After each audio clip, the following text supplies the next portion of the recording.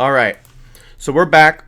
Let's go ahead and create a function real quick that detects whenever we upload images. So we'll go ahead and do exports, upload to VCM bucket. This is going to equal functions.storage.object. This object, we're going to say when it finalizes, so on finalize, we want to take the event, and what do we want to do with it? Well, let's say the file is equal to storage.thebucket event.bucket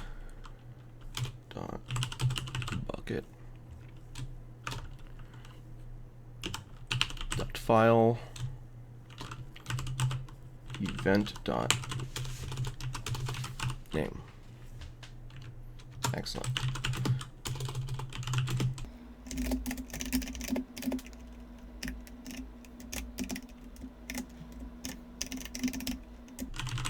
So we'll have our project name dash VCM slash another event dot name. Great. And then we will return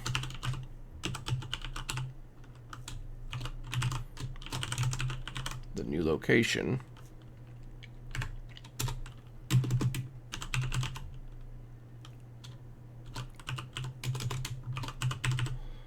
Then we'll have an error.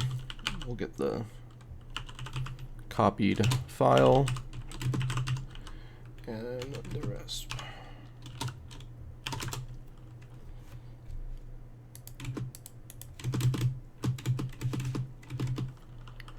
And then we can return.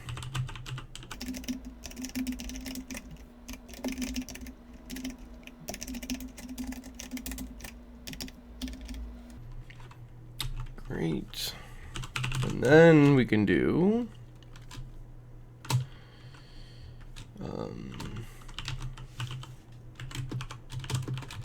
a label which will return a write to the DB. And there's our label. Great. So now we'll have to create a new function which will actually write to the database. So all this one is doing is whenever we get a new event in our storage bucket, we're going to go ahead and grab that file, create a copy of it, or take a location of it, and then create a copy of it. And we're writing that new file to our new location of this /VCM bucket. Then we also want to update our database. So let's go ahead and do that. Let's make a little function called write to DB.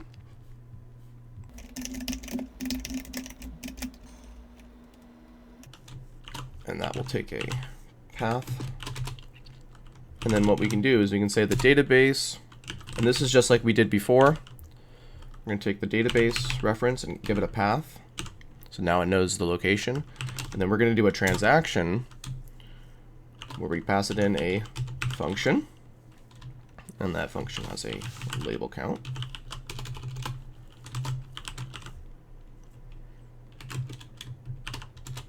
And then we can return the label count +1. Excellent. So whenever we get an image, we're going to upload it to a new bucket that is based in Central 1. We're then going to take the label and add it to a in our other database, our real-time database. We're going to add 1 to that label count.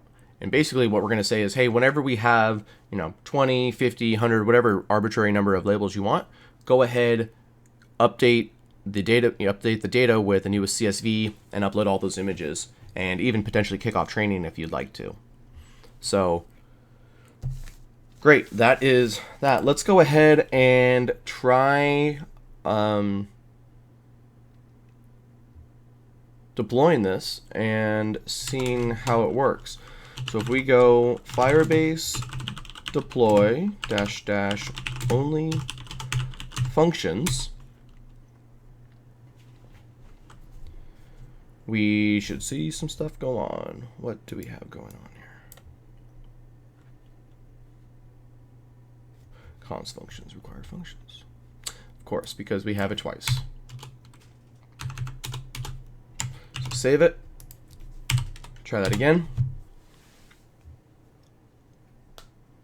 And storage is not defined. What do you mean storage is not defined? Oh. Oh, I gotta spell it right. Excellent. It's been spelled correctly. I'm sorry, everyone. Get out of your functions folder. Get out of the functions folder and then hit deploy. Can't be in the folder you want to deploy. You have to be in its parent folder. So be in your main project folder and then deploy to, then you can type in Firebase deploy and it will work. There's a lot of little nuances with getting everything to work with Firebase and Google's products. That's why this course is really about showing you the wires and the plumbing, because just getting all these things connected is a pain. Once they're connected, writing code is easy. It's the fun part. This is the pain of, why is it not working? Why is it working? See how we're using, right now we can even see, for example, our functions are using node 8. Well, async and await isn't official till node 10. So we're going to have to change that later as well. And see, it didn't even deploy correctly. Code and file index.js can't be loaded. Oh, see? Exactly what I was saying. Detailed stack trace. Node 10 is a minimum requirement. So let's go into our package.json. Node 8. Let's change that to node 10. Save it. And redeploy it. So if we go to our user upload page, what we need to do when we add our photo,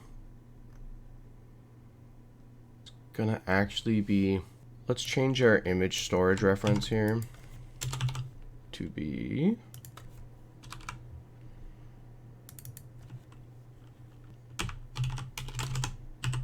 user uploaded cars. To use your cloud hosted model in storage, so go to the storage browser and let's create a bucket. This bucket needs to be our project ID -VCM. So our project ID, at least mine, is this. This is my project ID.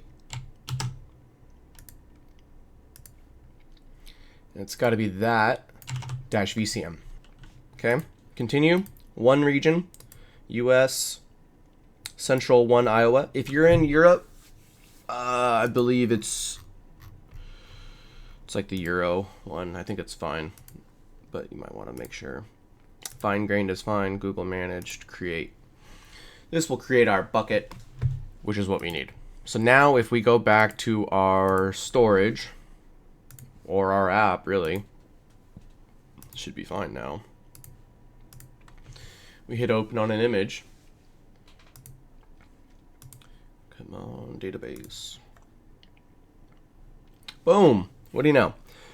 We will now add one. So this is fantastic. Whenever someone uploads an image, it'll automatically go in here. If we go back to our user uploaded demo here, and we put it back to what it was, just users uploaded. Let's see how that affects it. I'm more curious.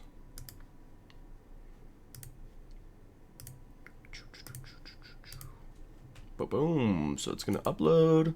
We'll get new photos. And then, so we'll just get one for user uploaded. And then anytime we add one,